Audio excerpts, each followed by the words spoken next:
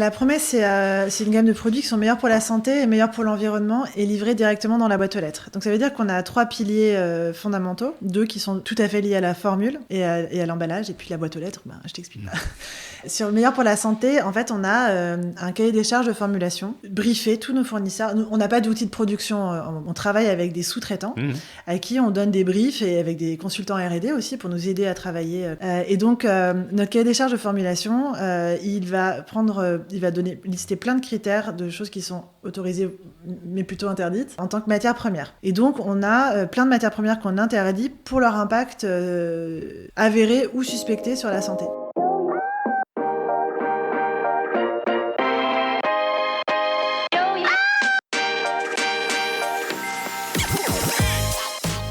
Bonjour et bienvenue parmi les Digital Doers, votre podcast source d'inspiration pour les acteurs de l'innovation. Ce programme est coproduit avec Comexposium pour l'événement incontournable qu'est le One-to-One Retail e-commerce de Monaco.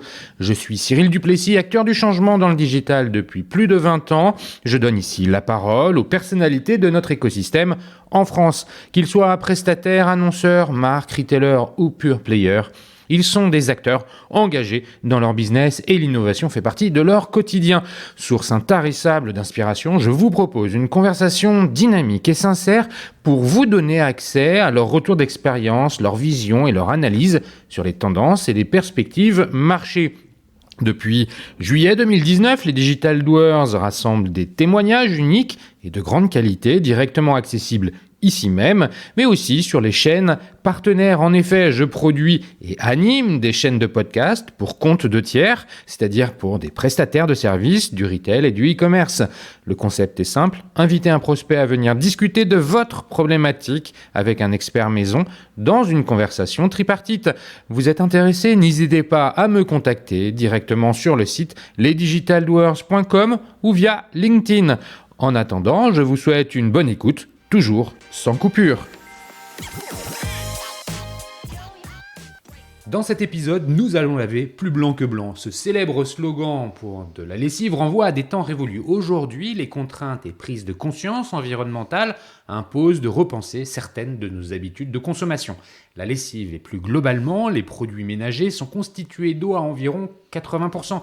Donc quand nous les achetons, nous achetons principalement de l'eau et que nous devons donc transporter alors qu'il en coule de tous nos robinets. Bref, un sujet dont s'est saisi Spring, une DNVB française qui propose des produits ménagers secs, c'est-à-dire sous forme de pastilles qu'il faut dissoudre dans l'eau. Pour en parler, j'ai le grand plaisir de recevoir une femme. Elles sont encore trop peu présentes ici pour ne pas le souligner. Je reçois donc Laure Favre, cofondatrice de Spring et plus particulièrement en charge de la marque. Tenue historiquement par les grands groupes comme Procter & Gamble ou Unilever, avec Laure, nous allons parler de ce fameux marché des produits d'entretien. Quelles ont été les évolutions produits de ces dernières années? Comment les consommateurs évoluent-ils? Et les habitudes d'utilisation ont-elles changé? Quelles sont les tendances de fond? Nous poursuivrons sur le sujet de la proposition de valeur de Spring. Une DNVB qui s'attaque aux géants du secteur, c'est un peu David contre Goliath. Alors comment s'y prend-on? Comment innove-t-on? Nous nous intéresserons aussi à la fabrication des produits et aux ambitions de développement de Spring. Enfin, un focus important sur la relation client. Plus que pour n'importe quelle autre marque, un des assets forts d'une DNVB, c'est la relation qu'elle établit avec ses clients. Ici, nous parlons CRM, data, fidélisation et réseaux sociaux. Mais avant de commencer, Laure, pourrais-tu te présenter en quelques mots? Salut Cyril, merci beaucoup de me recevoir. Juste avant, je dirais que ton intro est hyper pertinente. Il y a 2 autres choses qui viennent compléter ce qu'on fait sur Spring, c'est l'aspect lié à la santé. Et tout ce qui est la conséquence du plastique est lié au bilan carbone. Ah oui, tu as raison de le préciser. La santé, c'est parce que les produits que vous proposez, ils sont sains. Ils n'ont pas de produits qui, a priori, peuvent détériorer la santé de l'individu quand il fait sa lessive, par exemple. Exactement. Bon, merci de le préciser. Alors, on détaillera ça tout à l'heure. Est-ce que tu peux nous parler un peu de toi? Avec plaisir. Donc moi, j'ai 44 ans. J'habite en région parisienne et en fait, j'ai fait toute ma carrière dans l'univers des produits d'entretien. Donc je ne te dirais pas que c'était une passion à l'origine, mais c'est un peu les hasards de la vie et des métiers de marketing qui font que quand même tu restes souvent un peu dans la même branche de produits. Mais donc, j'ai travaillé pendant une grosse dizaine d'années, pendant 12 ans, je crois, chez SC Johnson, qui est... Je ne l'ai pas cité, mais effectivement, il fait partie des gros acteurs. Ouais, alors c'est le petit chez les gros. Voilà. Mais c'est une société américaine, une multinationale, avec des marques qui sont très connues comme Red, Bégon ou Canard WC pour les plus glamour. Canard, c'est la première marque que j'ai gérée en tant que marketeuse. Et donc, moi, j'ai fait toute une carrière dans le marketing. Donc, tu as évidemment, quand on t'entend parler, une formation commerce. Ouais, voilà. exactement. Moi, j'ai un parcours classique, je dirais, en grande consommation, en marketing de grande consommation, puisque j'ai fait une école de commerce. Et après, en fait, j'ai commencé chez Johnson avec un petit passage sur le terrain en tant que commercial, qui est, moi, je pense, un passage indispensable pour tout bon marketeur pour comprendre la réalité du produit et de où va se retrouver ton produit. Et puis après, donc, j'ai géré la plupart des marques de Johnson, sauf les insecticides. Là, c'est un marketing B2C, c'est un marketing B2B. Comment, tu définis les enjeux marketing dont tu avais la responsabilité dans une boîte comme la tienne? Parce que vous n'étiez pas en D2C. Non, pas du tout. Voilà. Alors, en fait, je dirais il y a deux choses. D'abord, moi, j'ai eu deux passages différents chez Johnson. C'est-à-dire qu'au début, j'ai géré que des marques qui étaient parmi le portefeuille global de Johnson. Donc, toutes les marques que tu retrouves sous le même nom et les mêmes graphiques, que tu sois en Inde, aux États-Unis ou au Brésil. Et puis, j'ai aussi eu la chance de gérer une marque qui s'appelle K2R, qui est une marque de détachants, qui est désormais chez Henkel, mais donc qui était une marque sous contrat de licence. Et donc là, le marketing est très, très différent. Donc ça, c'est déjà deux choses différentes qui appelleraient deux réponses différentes. Et puis aussi, moi, j'ai été aussi bien chef de produit, chef de groupe, voilà, que catégorie manager. Et donc, pour te répondre, en fait, c'est un marketing, en théorie, un marketing B2C, puisqu'on fait bien des produits qui ont vocation à arriver dans ta buanderie ou dans ta cuisine. Mais notre premier conso au client à convaincre, c'est le distributeur pour qu'il ait envie de vendre tes produits dans son rayon. Donc, ça veut dire que tu as une approche qui est quand même à la fois d'abord tournée vers le consommateur, évidemment, puisque c'est quand même lui, in fine, qu'il va falloir convaincre. Mais le premier stop, il se passe chez le distributeur. Donc, si tu n'as pas une approche qui est du coup beaucoup plus commerciale, beaucoup plus tournée sur le développement de la marge, de la masse de marge, ce qui est plutôt la notion principale. La masse de marge. La masse de marge, c'est la marge dégagée par chaque produit que tu multiplies par les volumes totaux. Tu peux faire une super marge sur un produit, mais si tu en vends un par un, ça prend de la place dans un rayon pour pas grand-chose. Donc, on parle plutôt en masse de marge. Il vaut mieux avoir une marge plus réduite, mais sur un produit qui va faire beaucoup de volume. Et c'est comme ça qu'ils vont gagner de l'argent. Donc, ça c'est un des aspects. Puis, évidemment, c'est lié avec la négociation que font les comptes clés. Mais donc, voilà, en tant que catégorie manager, tu as un aspect très commercial, finalement, dans ton métier, donc plutôt B2B. Et puis, en tant que chef de produit, tu es plutôt B2C. Et alors, pour couronner le tout, moi, quand j'étais en charge de K2R, j'étais et chef de produit et catégorie manager. Du coup, double casquette. Et puis après, en tant que chef de groupe, j'encadrais une équipe sur ces deux fonctions. Donc c'est un marketing plutôt B2B et B2C. Ouais, c'est ça. C'est quand même assez complexe parce que tu ne vends pas de la même façon ton K2R à des particuliers que...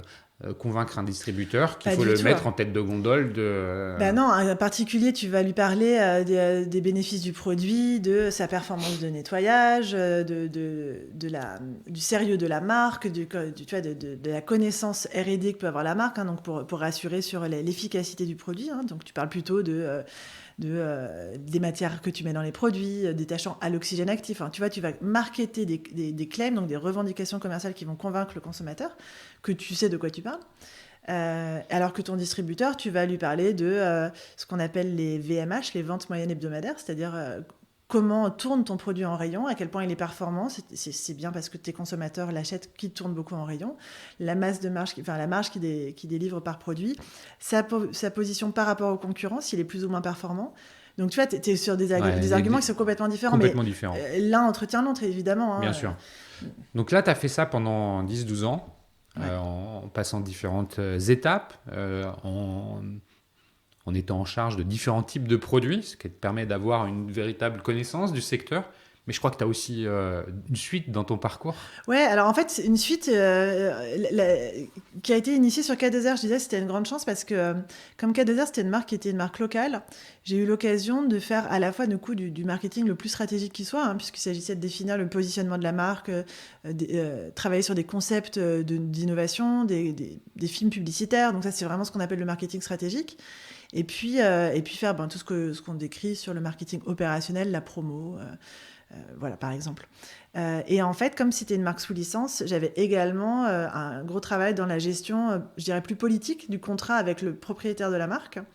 Donc c'était la gestion d'un contrat de licence. J'ai fait de la R&D avec ils avaient le site industriel qui nous permettait de produire nos produits. Donc je travaillais avec les équipes R&D, j'ai négocié des prix d'achat, donc je fais de la logistique des achats. Et là, je me suis rendu compte, en fait, dans un contexte de PNL qui n'était pas tout à fait... la marque délivrait pas tout à fait la rentabilité qu'elle devait délivrer. Et du coup, une de mes missions, ça a été de mettre en place un plan d'optimisation de rentabilité, en fait, qui m'a permis de finalement réussir, ce qui est assez rare, j'ai réussi à optimiser la rentabilité de la marque en investissant dans la marque. Généralement, la voie la plus simple, c'est on coupe les dépenses et du coup, par magie, c'est immédiat, tu as optimisé la Donc tu as rentabilité eu de la marque. l'autorisation de dépenser plus. Oui, mais parce qu'en fait, on a construit un plan qui était... j'allais dire intelligent, je ne voudrais pas manquer d'humilité, mais en fait, le plan, c'était en réinvestissant dans la marque, en redonnant de la valeur à la marque. Et donc, en l'occurrence, il s'agissait de faire un film publicitaire pour ramener plus de consommateurs au rayon. Mais du coup, tu ramènes plus de gens en magasin. Tu développes ce qu'on appelle le chiffre d'affaires, finalement, la top line. Et puis, j'ai aussi fait du travail, c'est pour ça que je parlais de coûts d'achat, donc d'optimiser mes coûts d'achat, de retravailler certaines formules. J'ai fait un gros travail de logistique, par exemple. En fait, tous nos camions partaient sur ce qu'on appelle une couche. Donc, tu rentres une palette, puis tu remplis ton camion avec une palette au sol, sur le plancher du camion. Voilà, et basta. Et en fait, j'ai retravaillé tous mes cartons pour qu'ils soient plus résistants, pour pouvoir supporter eux-mêmes une deuxième palette par-dessus. Ce qui fait que mécaniquement, on a divisé par 2 le nombre de camions qui sont partis de notre usine pour un surcoût qui n'était pas du... Enfin, tu sais, il y a une question de poids sur les frais de transport, bref. Et en fait, on avait fait une énorme optimisation sur le coût logistique. Mais c'était sur un travail juste de conception des camions. Alors, c'était un gros travail, certes, mais bon, tu vois, et c'est ça que je trouve que c'était un plan intéressant parce que j'ai pas dégradé les produits, j'ai pas juste coupé des références qui venaient dégrader ma rentabilité. Simplement, j'ai réoptimisé des choses. Après, évidemment, on a aussi coupé des références ou arrêté des références qui n'étaient pas assez rentables. Mais globalement, en lançant des innovations, en refaisant de la publicité, en travaillant la logistique, en négociant les coûts d'achat, on avait optimisé la rentabilité de 33% sur la marque. Et c'est énorme. Ouais, franchement, c'est énorme. Oui, c'est vraiment énorme. Et gagner 2 points de part de marché. Donc, tu vois, ça, c'est des plans qui sont vachement agréables. Et c'est là où je me rends compte que finalement, cette dimension intrapreneuriale qui fait que tu es honneur de ton PNL, je faisais un peu mon propre contrôle de gestion finalement. Et se dire, voilà, là, je vois qu'il y a un problème sur tel produit, là, il y a une optimisation à faire. Je comparais avec les PNL des autres marques de Johnson que je gérais aussi, puisque j'étais chef de groupe sur toutes les marques de l'entretien. Je me disais, mais c'est pas possible, en fait. Il y a des écarts qui sont pas justifiés. Donc, c'est comme ça qu'en remontant le filon, tu retombes sur l'histoire des camions qui partent sur une couche. Et donc, effectivement, je me dis, ça, c'est passionnant, en fait, de dire que tu peux construire un plan le plus intelligent possible. Alors, peut-être qu'il y avait certainement des choses qui étaient optimisables, mais le plan le plus intelligent possible, te donner les moyens de le mettre en œuvre. C'est beaucoup d'efforts, certes, mais en même temps, on est là pour ça. Et derrière, tu vois un résultat qui, en plus, est un résultat positif, puisque non seulement on optimise la marge, mais en ayant fait de la part de marché. Je me dis, mais en fait, tu gagnes sur tous les niveaux. Et c'est là que je me suis rendu compte qu'effectivement, j'ai toujours été très orientée sur mes résultats, le fait d'obtenir des résultats. Mais là, il y a un côté hyper concret, et c'est un peu... C'est pas toujours aussi simple, c'est un peu quand tu veux, tu peux. C'est-à-dire, si tu mets des efforts, si tu définis ton plan, en fait, derrière, il y a quand même moyen d'arriver à des résultats. Donc ça, c'est avec en fait, c'est l'asset que tu as, tout ce que tu viens de décrire, finalement, cette expérience, ce savoir-faire, ces expertises, et tu veux les mettre au service d'autres choses. Oui, et donc là, je retrouve à un moment où on me contacte pour faire partie d'une aventure extraordinaire qui est celle du LBO, où on rachète en fait un fonds d'investissement et en tant qu'associé, on rachète des marques à Reckitt Benckiser pour les relancer. Et les marques, c'était donc la marque la plus importante et celle qui aura la plus grosse croissance. C'est Maison Verte, c'est une marque d'entretien écologique, c'est le pionnier de l'entretien écologique en France, puisque la marque avait été créée en 1968 D'accord. Elle a été déposée en 1968. Donc, c'est quand même un sacré visionnaire, l'homme qui a déposé cette marque. Parce qu'en 68, sous les pavés de la plage, clairement, l'écologie, c'était pas trop la préoccupation Non, pas vraiment. des consommateurs. Donc, en vrai, elle a été lancée en 78. Mais donc, c'est une marque qui a quand même plus de 40 ans aujourd'hui. Et après, il y avait aussi Baran pour l'entretien du cuir et Océdar pour l'entretien du bois. Et donc là, tu te retrouves du jour au lendemain, on est 5 dans l'entreprise, donc le comité de direction et notre contrôleuse de gestion, et t'es propriétaire des marques. Donc c'est très virtuel, hein, parce que les marques, en fait, c'est un bout de papier, et puis voilà, t'as des formules des marques, et il faut tout faire, en fait. Il faut Finalement, relancer c'est les un marques. cran plus loin que l'expérience que tu avais eue Ouais. Alors chez moi- S. Johnson. Moi, je dis souvent que j'ai fait une lente, entre guillemets, enfin, en riant, mais une lente descente vers l'entrepreneuriat, parce qu'en fait, Johnson, c'est du pur entrepreneuriat, mais tu es dans une grosse structure avec des moyens. Donc, quand tu te poses des questions sur la gestion de ton PNL, sur comment on négocie des coûts d'achat, bah, tu as une armée mexicaine de gens qui vont savoir te répondre. Même si tu le fais toi-même, t'es super outillé, et puis tu as quand même des budgets. Après, Soigna, donc Maison Verte, là, du coup, donc, j'ai rejoint Soigna pour m'occuper du marketing et de la R&D. Et donc là, en fait, tu pars avec un asset qui est très fort, puisque tu as une marque qui a à l'époque 35 ans, par là. Et le groupe, enfin les 3 marques font 25 millions d'euros de chiffre d'affaires, donc tu as déjà mécaniquement une capacité d'investissement, en fait. Il y a déjà de l'attraction. Bien sûr. Et puis, Baran et Océdar, c'est des marques qui avaient 100 ans, donc une notoriété folle. Les 3 marques ont une très grosse notoriété, donc tu pars avec un outil qui est déjà super fort, quoi. Puis bon, on y reviendra. Spring, on part de rien du tout, une feuille blanche, mais beaucoup de bonne volonté. Voilà, Donc, et parce que finalement, c'est après cet épisode où tu mets les mains dans l'entrepreneuriat, on est vraiment hands-on, tu vois, quand tu reprends ces marques-là, tu es un peu à 5, y a tout à faire. T'es au four et au moulin. Ouais. Voilà. Ça dure combien de temps, cette expérience ?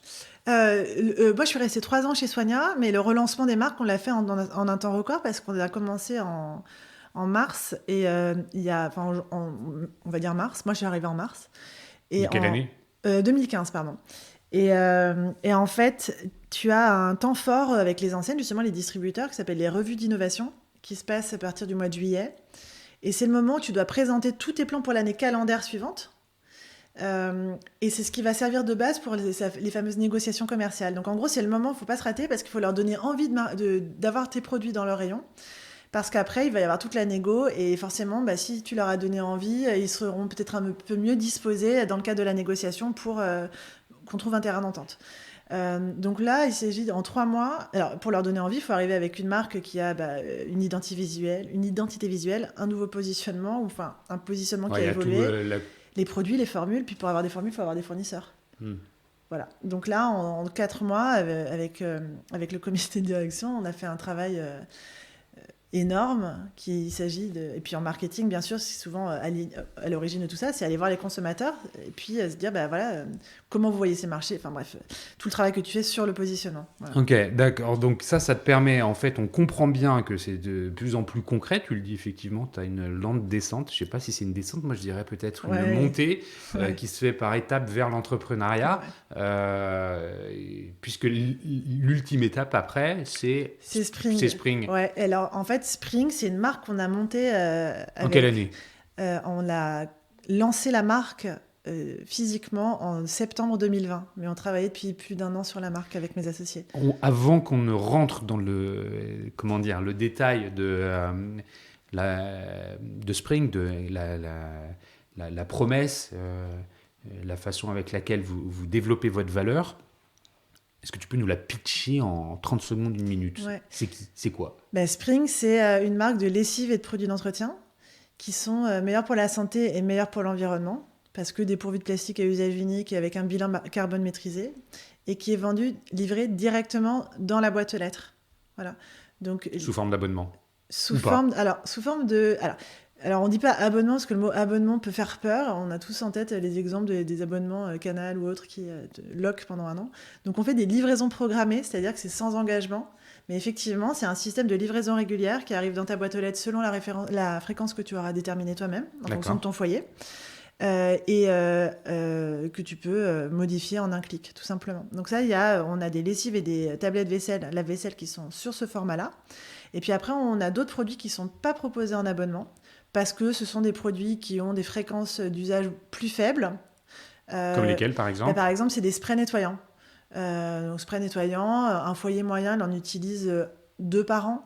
Ah oui. Voilà, donc si c'est pour te livrer tous les 6 mois, ça pas forcément. Alors, ça dépend, évidemment, tu as des foyers qui consomment beaucoup plus. Hein. Mais donc, on a ces sprays nettoyants et un liquide vaisselle, par exemple, qui pour l'instant ne sont pas forcément sous forme d'abonnement. Tout ça, ça pourrait évoluer, évidemment.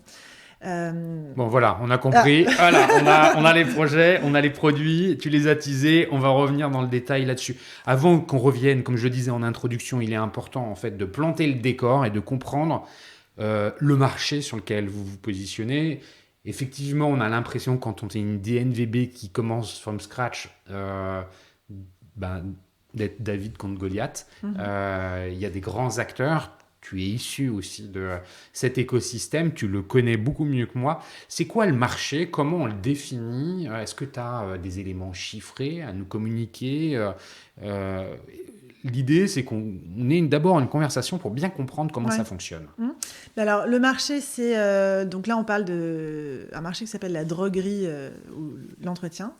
Donc, c'est un marché qui fait un peu plus de 3 milliards d'euros en France et qui va de la lessive à tous les produits que tu utilises en complément de ta lessive, donc l'assouplissant, le détachant par exemple, aux produits pour la vaisselle, en machine ou à la main, et tous les produits d'entretien de la maison de manière générale, donc pour faire les vitres, entretenir le sol, les toilettes, voilà. Donc l'ensemble de ce marché, c'est 3 milliards d'euros, sur lequel en gros la lessive fait à peu près la moitié des ventes. Voilà. Pourquoi? Parce qu'en fait, c'est des marchés... C'est un marché qui stagne, c'est un marché... C'est un marché qui est bon an, mal an, entre plus 1 et moins 1, quoi. Ok. Sur le total marché, mais on verra que les marques écologiques sont les marques qui sont en croissance. Voilà. D'accord. Justement pour santé environnement. Donc voilà, effectivement, c'est un marché qui est en croissance. La lessive, c'est de loin le plus gros la plus grosse des catégories parce que en gros, elle concerne tout le monde. Tout le monde achète de la lessive et en plus, c'est un produit qui est très technique, donc qui coûte un peu plus cher qu'un spray nettoyant, par exemple, et qu'on utilise très fréquemment. Voilà. Pourquoi c'est technique, la lessive? Mais parce qu'en fait, une lessive, c'est fait de plein de matières différentes qui ont des rôles différents. Donc, tu as les matières qui vont permettre de, on va dire, rafraîchir le linge, le nettoyer correctement, voilà. Tu as celles qui vont le détacher. Donc, par exemple, si tu as une tache de fraise, une tache de thé ou de café, en fait, on a besoin de matières différentes. C'est pas forcément les mêmes matières premières qui vont savoir détacher la fraise ou le café. Donc, en fait, on a un cocktail. Souvent, ce sont des enzymes. Donc, ce qu'on appelle un cocktail d'enzymes. Donc, selon les marques, il y a 3, 5, 7 enzymes différentes qui vont venir dans la formulation de la lessive pour permettre de détacher super bien. Puis après, il y a encore plein d'autres types de matières pour garder les couleurs super éclatantes, pour entretenir le blanc, etc. Ça, c'est issu de la chimie, ces ingrédients, c'est la transformation de produits issus du pétrole. Comment ça fonctionne? Ça dépend. En fait, tu as des matières qui sont des matières issues de matières naturelles, qu'elles soient végétales ou minérales. Et puis, tu as des matières issues de la pétrochimie. Voilà, donc ça dépend des positionnements des marques, du cahier des charges de formulation des marques, des choix que font les industriels. Le marché, aujourd'hui, il est à 90% sur des formules qui sont pétrochimiques. Alors, merci. Tant qu'on est sur le produit, restons-y. Quelles sont les évolutions produits en fait, sur ce marché, la droguerie entretien notable des dernières années? Est-ce que c'est statique? Est-ce qu'il n'y a rien qui a bougé? Ou alors est-ce qu'on voit au contraire des ruptures ou des évolutions plus lentes dans les produits? Et si oui, est-ce que c'est les consommateurs qui les drive ou c'est autre chose? Complètement. En fait, juste pour terminer sur pour planter le décor, on parlait des David contre Goliath. Les produits d'entretien, aujourd'hui, tu as 3, 4, 5 gros groupes qui font à peu près 80%, 90% du marché. C'est la règle des 80-20. Ouais, voilà. Okay. Donc, c'est bien dire que si ces gens-là veulent ou ne veulent pas faire bouger le marché, c'est eux qui donnent le ton. Globalement, il y en a déjà 3 qui ont été cités. Hein. Il y a Procter, Unilever et c'est Johnson. Tu rajoutes Henkel, Colgate. Voilà, ça c'est les derniers très gros. Et après, il y a une myriade de petites marques qui représentent 20% du marché. Voilà, et puis les MDD, évidemment. Donc Les évolutions, alors le marché, il évolue beaucoup. Alors il évolue peu ces dernières années sur ce qu'on appelle la galénique, c'est-à-dire la forme produit. Globalement, quand tu vas dans le rayon aujourd'hui, si tu regardais il y a 10 ans, les lessives liquides étaient toujours liquides. Il y avait le début des capsules, mais c'était les prémices. Alors ça, c'est un format qui est en très forte croissance aujourd'hui. Mais globalement, les formes produits évoluent plus. Ce qui évolue, c'est plutôt les claims ou le marketing autour de ces formes produits. Alors pourquoi je dis ça? En fait, on voit beaucoup de manières de dire du 5 en 1, du tout en 1, du magique, miracle, tout ça là. Ça, c'est le marketing que moi dont j'ai voulu m'extraire, hein, parce que voilà, bref, c'était pas celui qui me parlait. Plus celui qui me parlait. Et en fait, ces claims, ces bénéfices en fait, de 3 en 1, 5 en 1, par exemple, ils ont eu quand même un petit impact sur la forme produit, puisque en fait, le consommateur aime de plus en plus qu'on lui montre, quand on dit ce produit, les 3 en 1, en fait, je te montre les 3 compartiments. Ouais. Tu vois, voilà. Ouais. Bon, ils veulent une forme de preuve. Exactement. De la promesse. Ouais, exactement. Mais alors, tu vois, je pense qu'on y reviendra largement, mais la preuve de l'exigence du consommateur est devenue extraordinairement importante. Et tant mieux, parce que ça pousse les marques à faire mieux.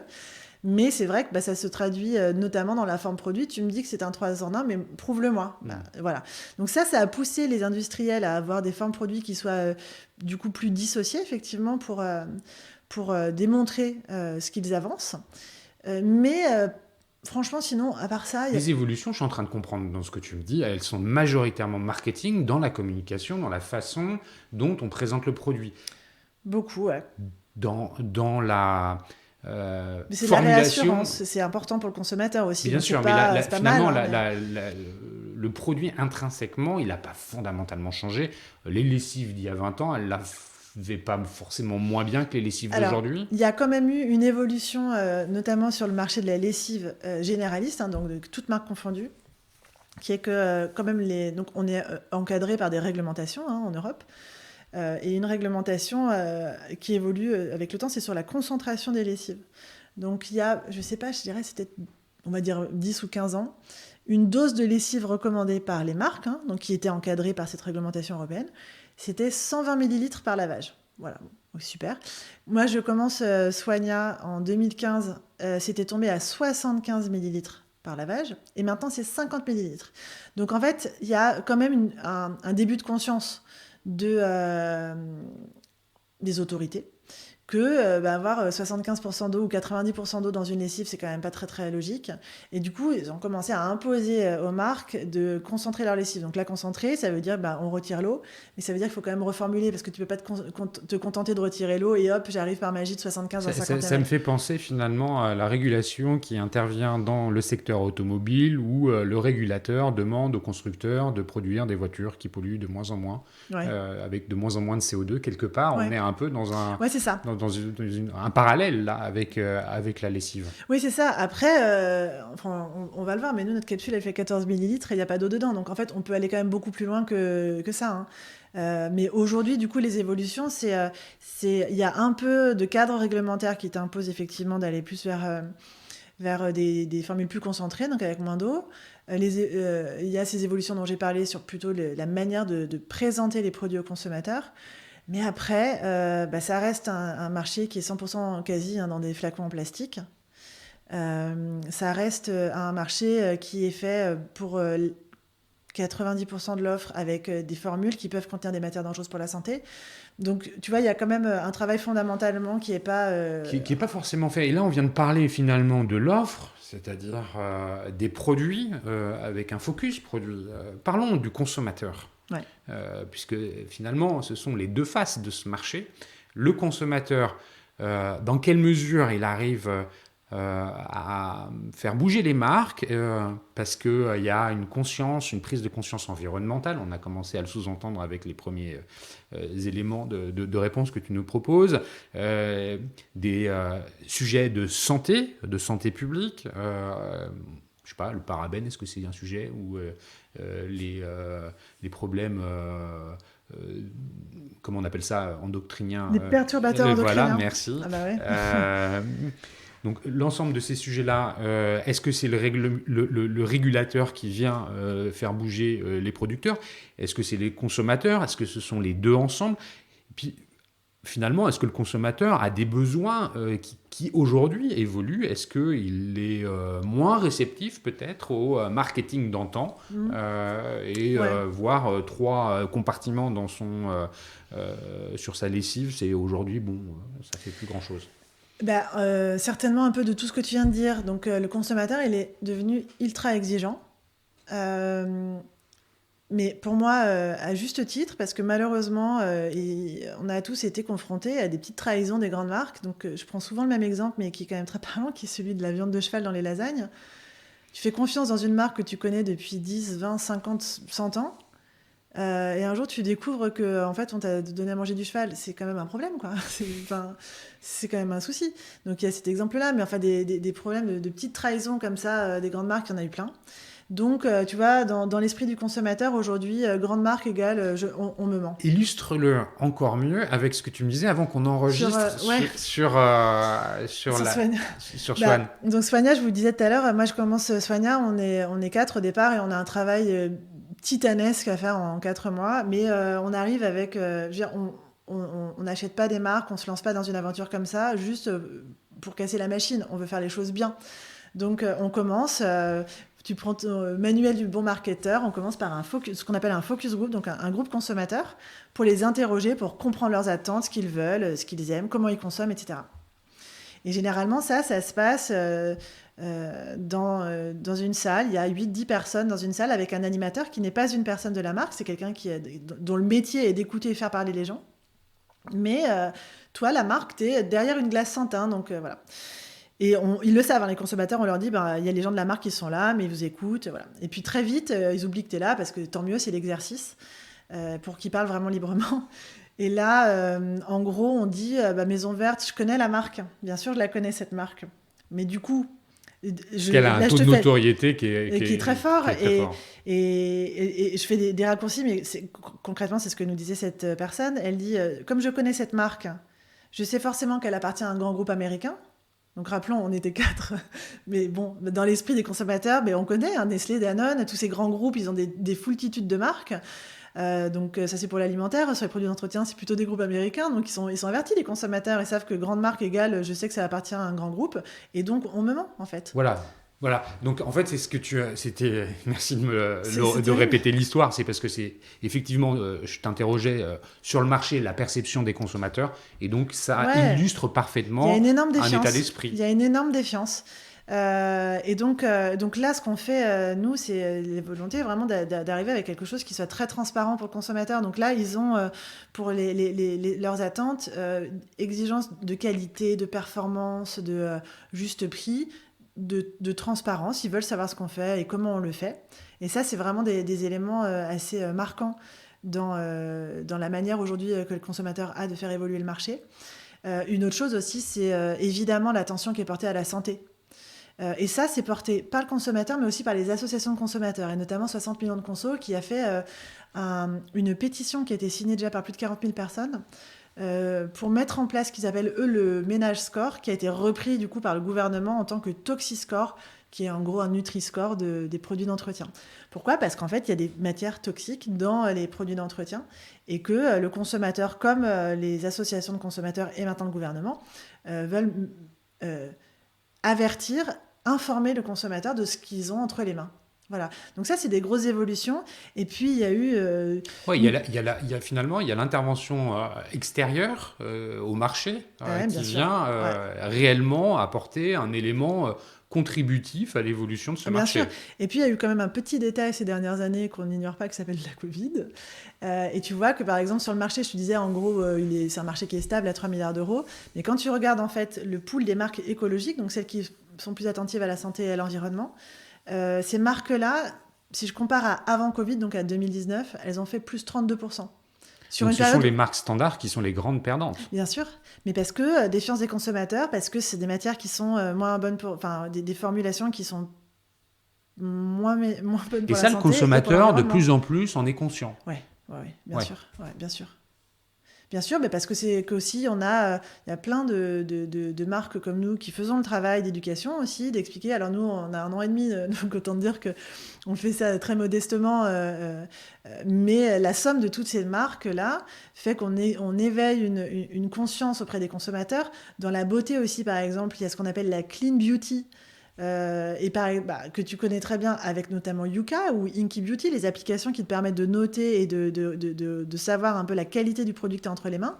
Mais en fait, tout ça, c'est un environnement, c'est plein de petits comme ça, de petits stimuli qui font dire aux consommateurs, attention, en fait, ce que je consomme a un impact sur ma santé. Tu parlais des perturbateurs endocriniens, tu ouvres le journal, c'est presque tous les jours qu'on t'en parle à droite ou à gauche. Je veux dire, c'est une vraie problématique et ça, ils le savent. Et c'est vrai, et est-ce que tu as le sentiment, ou est-ce qu'il y a des données qui viennent illustrer ma question? Est-ce que toutes les classes de consommateurs sont sensibles à ces sujets-là? Est-ce que c'est à peu près universel? Tout le monde a cette volonté? Ou est-ce que finalement... pourquoi je te pose la question? Parce qu'on est en train d'observer dans le bio une décroissance du bio, Ouais. et qu'on peut mettre en comparaison avec une surpercroissance du hard discount comme Lidl. Alors tu vas me dire, mais c'est pas forcément opposable, un peu quand même, parce que le bio, ça vaut quand même un peu plus cher, et que le bio ne croît plus aussi vite qu'avant, voire décroît, parce qu'il y a une question de pouvoir d'achat derrière. Et quand tu prends cet aspect-là du pouvoir d'achat et que tu te dis que le hard discount prend des parts de marché, il y a une relation.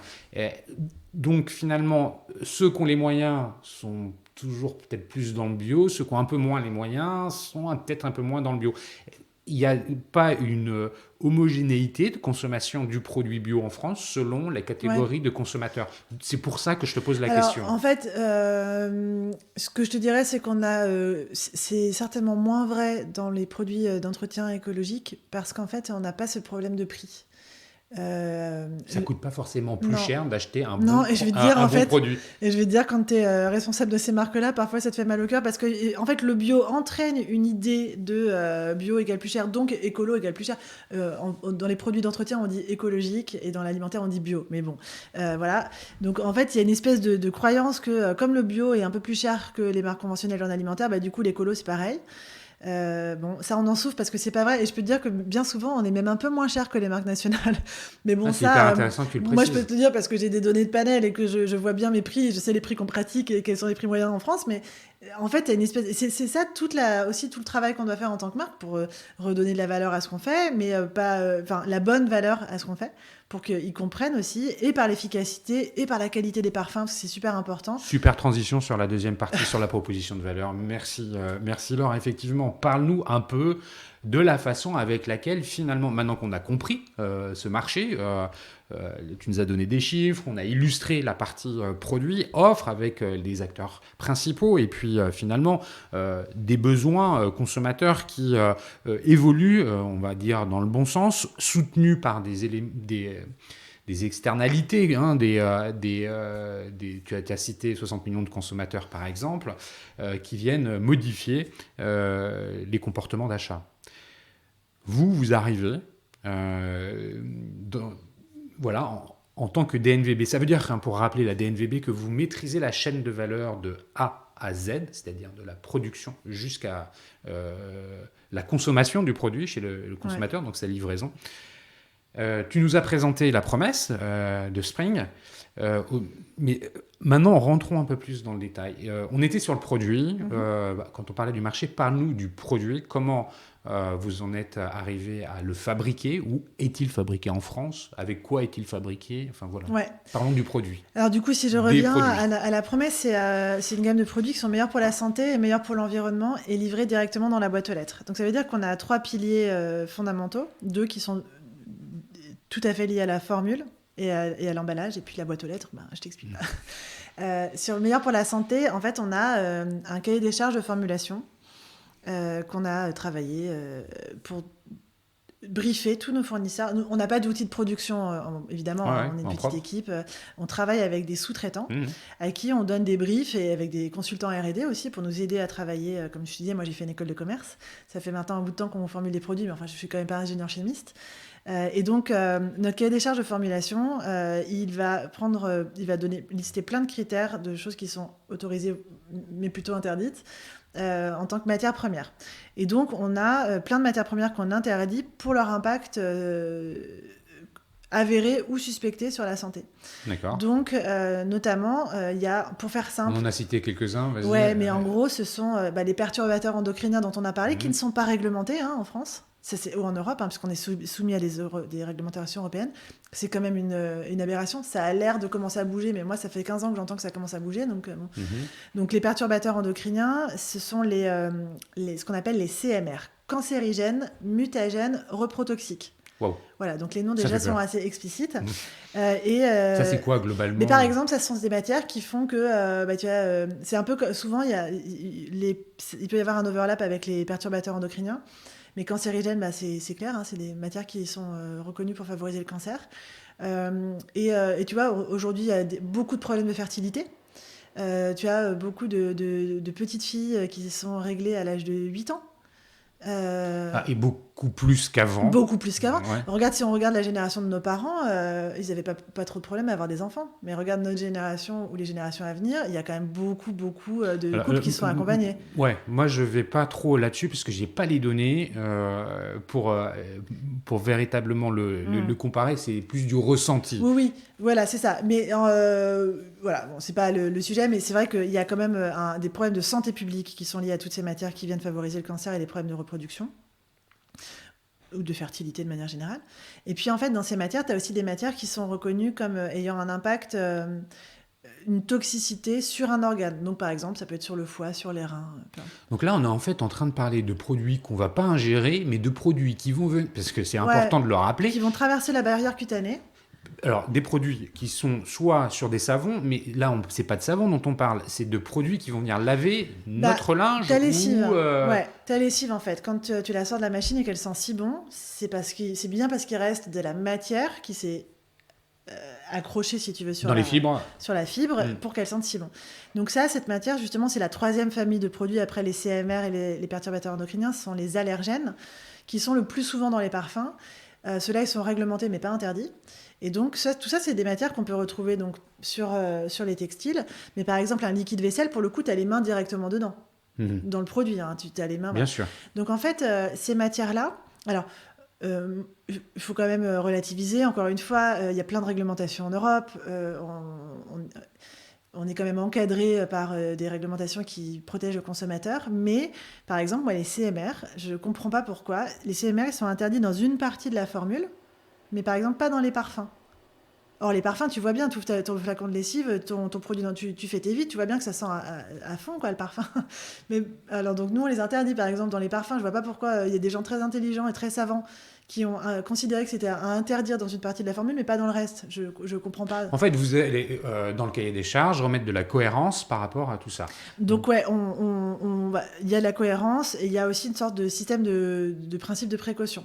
Donc, par exemple, comme je te disais, les perturbateurs endocriniens ne sont pas encore réglementés. Mais en revanche, il y a des associations européennes qui travaillent. C'est une association qui est liée vraiment à l'Europe, à l'Union européenne, et qui travaille sur... Il y a une association qui est financée par l'Union européenne? Oui, et ça s'appelle European Chemical Agency, et c'est des scientifiques qui analysent en fait toutes les matières premières existantes sur le marché et qui vont les classifier selon leur degré de dangerosité, éventuelle ou pas, mais...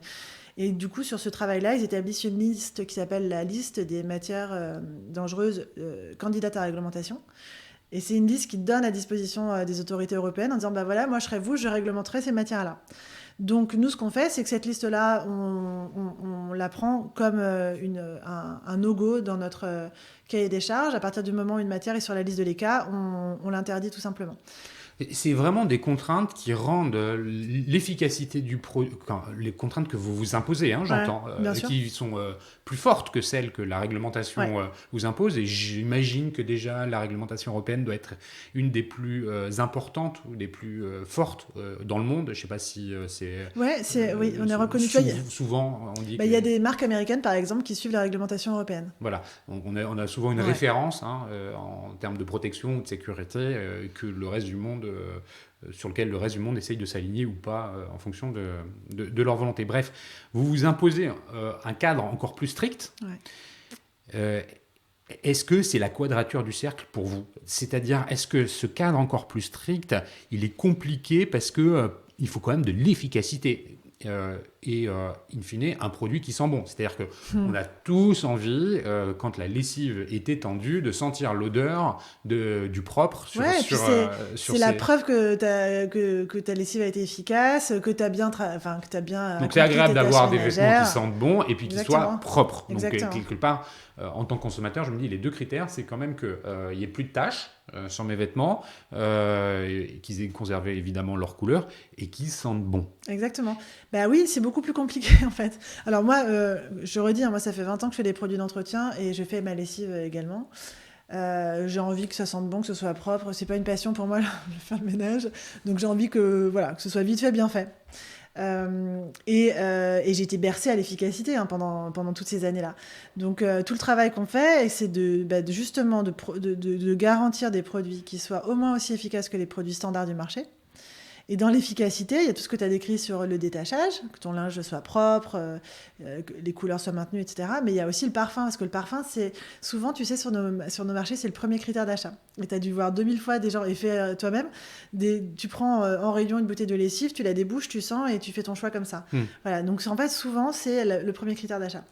Et donc, c'est vrai. Bah oui, on fait tous pareil. Et donc ça veut dire que nous...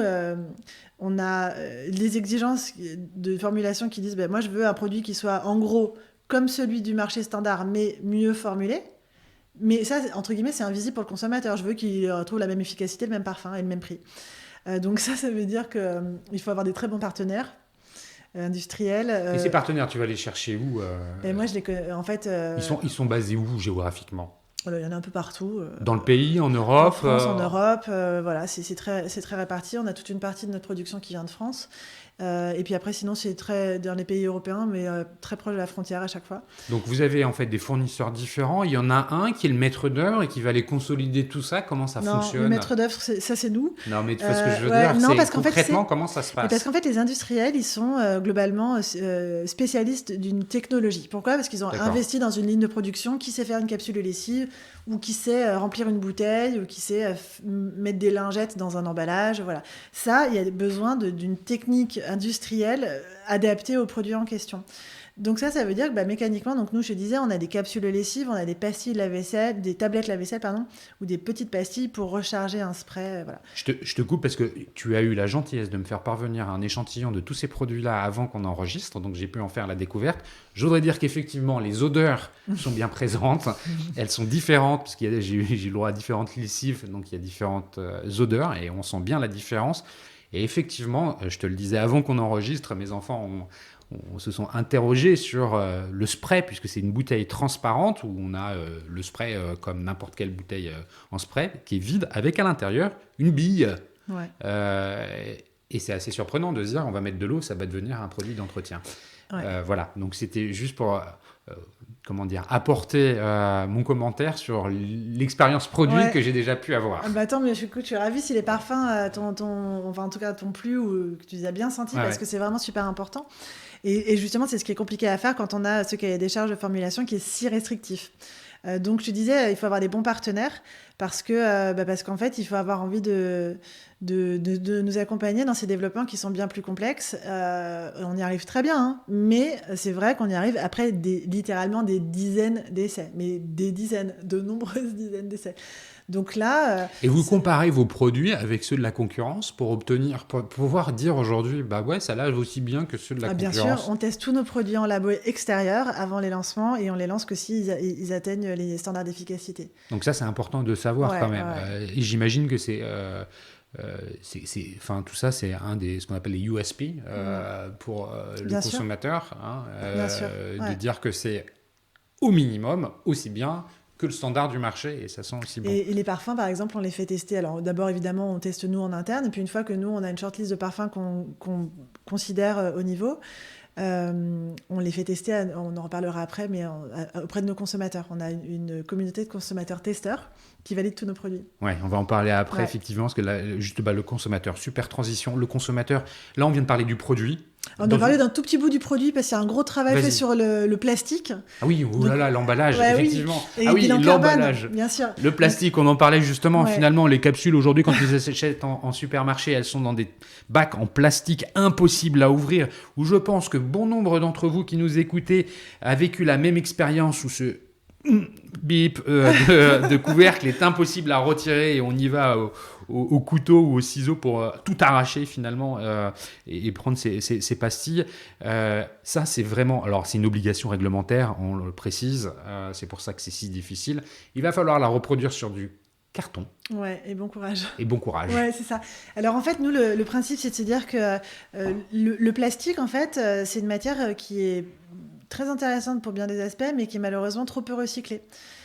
Et donc, on se dit, mais moi... Attends. Merci de le préciser.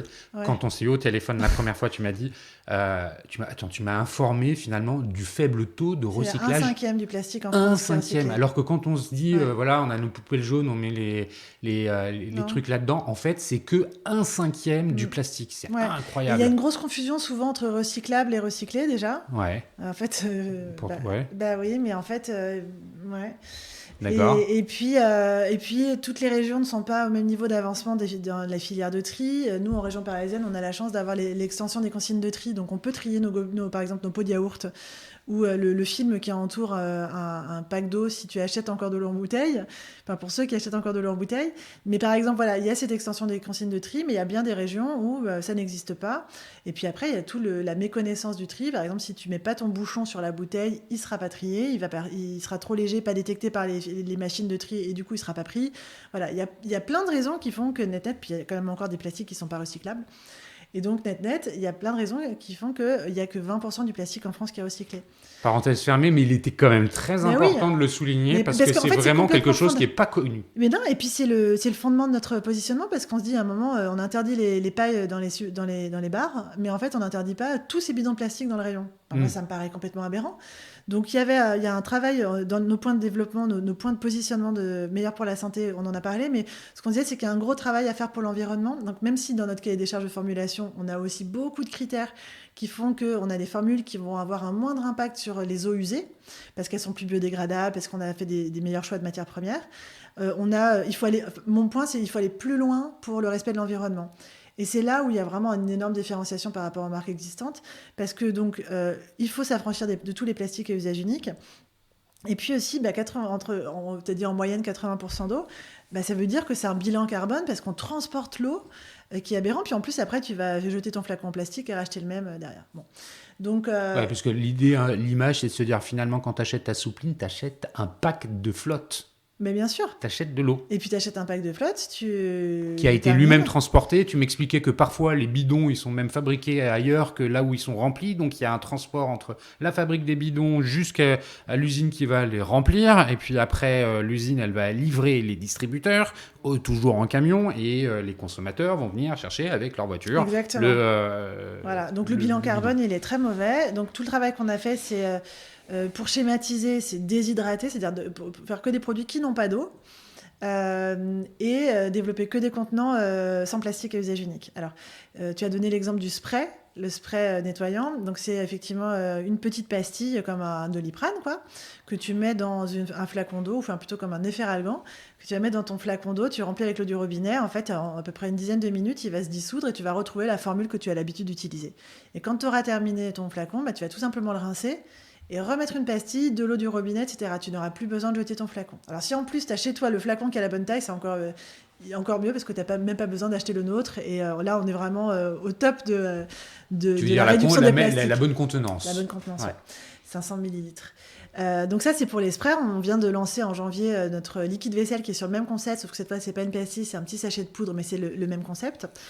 Et là, tu parles de l'équivalent Pexitron. Hein. Exactement. Et alors, c'est un très bon point. C'est réellement l'équivalent de ces formules-là. C'est-à-dire que tu as une formule que tu vas retrouver. C'est un peu visqueux, c'est un peu comme un gel, un liquide vaisselle.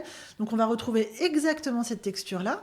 le même pouvoir dégraissant, la même mousse, le même parfum, non, un parfum plus clean, mais la même puissance du parfum.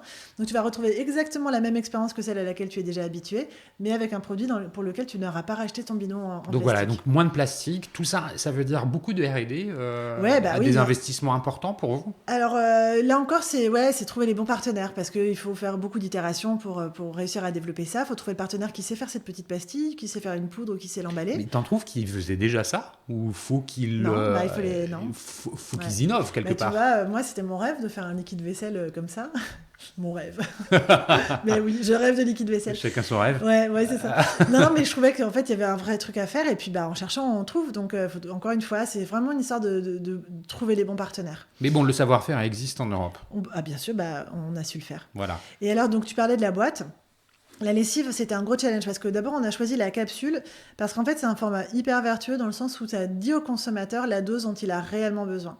Il y a un vrai problème de surconsommation en France, puisque je te disais tout à l'heure qu'une dose de lessive, la recommandation, c'est 50 ml par lavage. Mais évidemment, personne ne dose dans son bouchon. On a souvent tendance à verser directement dans le tiroir. Et l'ADEME a démontré qu'en fait, en moyenne, les consommateurs utilisent 115 ml, donc plus du double. Mais ça veut dire autant de matières qui vont se retrouver dans les eaux usées, etc. Donc en fait, la dose, elle permet de dire au consommateur, voilà de quoi tu as besoin. Et puis c'est hyper pratique, je jette dans la machine, je me pose pas de questions. Je me fais l'avocat du diable, je suis consommateur. Ouais. En fonction de la quantité de vêtements qui se trouvent dans ma machine, je vais probablement avoir tendance à mettre la main un peu plus lourde sur la quantité de lessive, en dehors du fait qu'il y ait des doses, quand il y a des doses. Disons sur le soupline, il est vrai que je rajoute le soupline que j'achète en concentré et je remplis le bidon après. J'en rajoute un peu plus quand je sais qu'elle est un peu plus tassée, un peu plus pleine, la machine. Finalement, et puis il y a des machines de différentes tailles. Ouais, alors en fait, si tu regardes le dosage... 6, 8, 12 kilos. Bien sûr. Mais en fait, la recommandation de 50 ml, c'est la recommandation médiane, c'est-à-dire pour un linge normalement sale et pour une machine de 4 à 5 kilos. Après, si tu as plus les 6-8 kilos, il faudra mettre 2 doses. Mais ça, c'est vrai pour toutes les marques. Donc, par défaut, on parle de la dose de 50 ml pour simplifier le discours. Mais si tu regardes sur tous les emballages, on va t'expliquer combien tu dois mettre de doses. Mais moi, ce que je dis à mes consommateurs, c'est mais essaye avec une dose. Et si en fait tu es satisfait du résultat avec une dose, il n'y a pas lieu d'en mettre 2 en fait. Donc, tu es en train de dire finalement la dose actuelle, elle est largement suffisante, même pour les plus grosses des machines. Ça dépend de la qualité de ton linge, ça dépend de comment dire, pas la qualité, mais j'aurais jamais cru un jour être en train de parler de ça derrière ce micro, c'est un truc de fou. C'est passionnant. les pastilles. Et encore, on parle pas de sanitaire parce que tu sais qu'on pourrait avoir des discussions on pourrait aller sur. Bon bref, donc vous avez aujourd'hui des pastilles. Donc on a choisi la dose parce qu'en fait, elle permet vraiment d'avoir une consommation beaucoup plus raisonnable. Et puis aussi, elle nous permet d'emballer cette lessive dans cette fameuse boîte en carton que tu décrivais, sur laquelle on a dû reproduire le système de sécurité enfant qui nous fait nous arracher les cheveux régulièrement sur les boîtes en plastique. Alors, c'est très compliqué. Alors, pour te dire, on a passé plus d'1 an à le développer, plus de 100 prototypes différents. Aujourd'hui, on a fait breveter notre système de sécurité qu'on a inventé donc, pour cette boîte carton en craft. Évidemment, de fait, comme personne ne lit les modes d'emploi, moi la première, évidemment, la première fois que tu essayes d'ouvrir la boîte, ça peut arriver que tu galères un peu parce que justement, c'est que le système fonctionne bien. Donc je vous invite à, si vous êtes intéressé, regardez sur le pack le système de sécurité, ces petits verrous qu'on a inventés. Et en fait, une fois que tu as pris le geste, ça va très bien. On va rester 2 secondes sur le produit, on va passer quand même sur les consommateurs. Parlons du prix. Ça fera le lien entre le produit et puis les consommateurs. Quel est votre positionnement prix? Comment ça fonctionne? Qu'est-ce que tu peux nous dire sur ça? Ouais, en fait, comme je te disais, la priorité de Surspring, c'est de faire des produits qui répondent aux basiques, c'est-à-dire le parfum, l'efficacité et le juste prix, en fait. Et le juste prix, c'est le prix moyen que tu peux observer dans un rayon de supermarché. Donc aujourd'hui, nos produits, ils sont pas plus chers ils sont au même prix, en fait, qu'un produit moyen, qu'une dose moyenne de lessive. Mais ça veut dire quoi? Par exemple, notre boîte de lessive, elle fait 42 lavages, elle coûte 16,90 €, livrée dans ta boîte aux lettres. Voilà. Oui, avec 42 lavages. Avec 42 lavages. Donc c'est le prix, et c'est même un peu moins cher que le prix moyen d'une dose de lessive, enfin d'une capsule de lessive en supermarché. D'accord. Donc le consommateur, justement, parce que là on parle du produit, la façon dont il a fallu le fabriquer, respecter les réglementations. Après, il faut aller chercher ton consommateur. Ouais. Toi, tu livres directement au consommateur. Tu n'as pas l'intermédiaire des distributeurs par lesquels tu es censé passer. Il faut aller le chercher. Comment on fait pour le recruter ? Comment on fait pour que la marque, elle soit imprimée dans la tête des consommateurs ? Tu es en charge de la marque, justement. Ouais. C'est les réseaux sociaux. On fait ce qu'on appelle l'acquisition marketing, donc de la publicité sur les réseaux sociaux pour faire connaître la marque. On anime nos propres réseaux sociaux, évidemment. Donc il faut beaucoup de contenu, il faut être là régulièrement, il faut varier les contenus. Mais essentiellement, c'est ce qu'on peut faire sur Facebook et Instagram pour pousser des publicités qui vont venir jusqu'à toi. Il y a aussi un programme de récompenses, là, de rewards pour toute, on a la chance tout parrainage. Exactement, c'est un programme de parrainage. On a la chance d'avoir des consommateurs qui sont très fidèles à la marque et qui sont très satisfaits. Et donc aujourd'hui, on a mis en place un système de parrainage. Donc, de toute façon, le bouche à oreille qui fait qu'effectivement la marque, tu peux avoir connaissance de la marque par le bouche à oreille. Et puis aussi par ce système de parrainage qui va récompenser et le parrain et le parrainé, avec un système de pack offert. Et puis on a aussi 2 très belles vitrines, puisqu'on on a une partie de la gamme qui est présente à la Grande Épicerie de Paris et chez Monoprix depuis 1 mois. Bon, bah ça c'est vraiment effectivement une aide supplémentaire. Ça me fait penser justement à une question. Qui sont vos consommateurs ? Là, vous avez déjà livré quand même pas mal de... C'est quoi les chiffres de commandes ? On a fait plus de 200 000 commandes. 200 000 commandes. Donc tu sais à peu près où se trouvent déjà tes premiers consommateurs. Écoute, c'était... Est-ce que c'est très urbain ? Est-ce que c'est finalement non, mais c'est marrant, parce que du coup, j'ai pas vraiment répondu à ta question tout à l'heure, mais écoute, au 2e mois de vente, donc on a lancé en septembre 2020, dès le mois d'octobre, on livrait Spring dans les 96 départements français. Voilà. Donc, en fait, on n'est pas... Alors, Ça veut dire que tu as des consommateurs qui sont partout. Partout. Mais parce qu'en fait, on a une marque qui est très riche sur différents... Le manque d'humilité. Non, mais on a une marque en fait qui répond à des profils très différents. Donc, tu me parlais tout à l'heure de ta maman. Qui menu porte un gros bidon de lessive et c'est lourd un bidon de lessive, c'est facilement 3 kilos, c'est encombrant, etc. Donc en fait on a, si je caricature à fond les profils de nos consommateurs, on a des personnes âgées ou plus âgées qui sont il faut quand même qu'elles soient sur les réseaux sociaux, donc donc on est plutôt, tu vois, dans ce qu'on appelle aujourd'hui les seniors, mais on est presque déjà des seniors, non mais on va dire les 50-60 ans. Oh non, merde, non, on n'est pas déjà des seniors. Je crois que techniquement, à partir de 45... Si mes enfants ils écoutent ça, ils vont me dire tu vois, papa, j'arrête pas de te dire, t'es un vieux. Donc en fait, non, on va dire les 50-60 ans qui, peut-être, ou plus, qui vont quand même sur les voir réseaux. l'intérêt de ne pas porter quelque chose de lourd. De l'autre côté du spectre, tu as les jeunes actifs ou les étudiants. Note pas qu'il est tout petit, donc on l'a décrit rapidement, mais en fait, donc, il faut imaginer une boîte en carton qui fait en gros la taille d'une grosse BD. Donc c'est un A4 qui fait à peu près 2,5 cm d'épaisseur. Et là-dedans, tu as 42 doses de lessive. Ouais, voilà. Donc ça rentre dans la boîte aux lettres. Exactement. Voilà. Et donc, en fait, ce truc, ce pack, il peut se planquer dans l'intervalle entre ton plan de travail et la machine, entre 2 livres. Donc, en fait, il est très petit. Et donc, quand tu habites dans une toute petite surface, c'est quand même bien pratique d'avoir ce tout petit conditionnement. C'est vrai, ce que tu dis. Et puis, au milieu, tu as ce qui est aujourd'hui notre cœur de clientèle. C'est plutôt... alors malheureusement, ce sont encore essentiellement les femmes qui achètent les lessives, mais donc c'est une femme entre 35 et 45 ans, active, urbaine. Voilà. Okay. Mais ça, c'est parce que évidemment, on a un profil qui est un petit peu plus marqué que les autres. On a quand même, je veux dire, on est un peu plus urbain, évidemment, quand même, que d'autres marques, mais globalement, dès le 2e mois, on livrait partout. Ok, donc là, il y a aujourd'hui des consommateurs qui se trouvent partout. Justement, ces consommateurs, tu as commencé à en parler, des réseaux sociaux. Il y a une marque, c'est surtout une DNVB, c'est pas que un produit, c'est aussi une histoire que tu racontes autour du produit. Ta marque, j'imagine, tu l'as fait vivre aussi au travers d'un contenu que tu vas aller poster sur les réseaux sociaux et pas uniquement faire de la promotion pour de l'acquisition. Comment ça fonctionne? Comment finalement, cette relation avec les clients, tu la crées, tu la maintiens, tu l'animes? En fait, je reviens à l'anecdote de Maison Verte et de ces consommateurs qui nous disent qu'il y a forcément une grosse multinationale derrière la marque. Pour moi, ça, c'était vraiment un moment fondateur, en fait, dans tu sais, toutes ces petites briques inconsciemment, que tu empiles au cours de ta carrière. C'est quand même c'est dur parce qu'en fait, pour moi, je crois qu'en fait, la plus grande force de ces grandes marques, c'est également leur plus grande faiblesse, c'est leur notoriété, en fait. Parce que tu es tellement connu qu'on te met dans la case du grand méchant américain qui te Ouais, ment. t'es classifié et t'en bougeras plus. Un peu quand même. Alors bon, c'est caricatural, mais il y a un peu de ça quand même. Et je trouve que du coup, la chance qu'on a quand on est une DNVB, c'est que là, pour la première fois, tu es vraiment à un clic de ton consommateur, en fait. Ce qui n'est pas le cas quand tu gères Bien Canard sûr. WC. Et je veux dire, pour que ton consommateur te parle en direct, il faut qu'il peut se lever tôt, quoi. Ouais. Et toi, et vice-versa. Hein. Mais là, en fait, on est hyper exposé, on est super proche. Et je me dis, mais ça, c'est vraiment ce qu'on veut faire vivre avec Spring. Tu vois, avec mes associés Philippe et Ben. On a envie de faire une marque qu'on veut sympa, joyeuse, fun.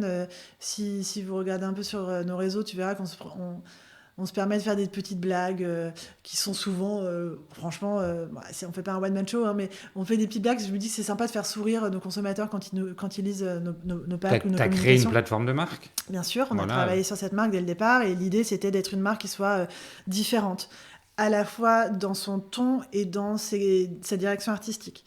Donc dans le ton, on veut une marque qui est donc plus simple, plus directe, plus proche des consommateurs. Donc on met pas les fameux claims 5 en 1, tout en 1, on n'utilise pas le mot magique, miracle, ou quand on l'utilise ça va être pour plutôt faire une vanne que pour un truc sérieux, c'est pas des claims pour nous. On dit ce qu'on fait, on fait très bien, voilà, on ne surenchérit pas sur des promesses auprès de nos consommateurs, parce que franchement faire une lessive qui lave très bien, qui sent super bon, c'est déjà en fait super bien en fait, donc pourquoi aller raconter monts et merveilles. Donc en fait, on voulait être dans cette marque simple, fun, joyeuse. Et puis souvent, les marques de produits d'entretien, et puis encore plus quand tu fais des produits qui sont plus respectueux de l'environnement, tu risques d'être soit en fait dans la caricature de la mère Michu qui fait son ménage avec son fichu et ses gants jaunes, ou alors de l'écolo militant un peu ayatolesque, et donc, pardon, mais un peu chiant, quoi. Donc en fait, on se disait, mais en fait, on fait des choses beaucoup mieux et on a envie de le faire de manière sympathique. On donne de leçons à personne. Moi-même, comme on disait tout à l'heure, quand je dose mon produit pour le sol, je rajoute toujours une petite louche supplémentaire parce que je me dis ça va mieux marcher alors que je dois le savoir, mais je le continue à le faire de temps en temps. Donc en fait, on donne des leçons à personne parce qu'on pense que chaque effort est bon à faire et que c'est vraiment super. Donc ça, c'est pour le fond. Et puis pour la forme, on a voulu aussi une marque qui soit plus jolie. Alors après, on laissera chacun en juger, j'espère. Mais pour l'instant, on a plutôt des très bons feedbacks.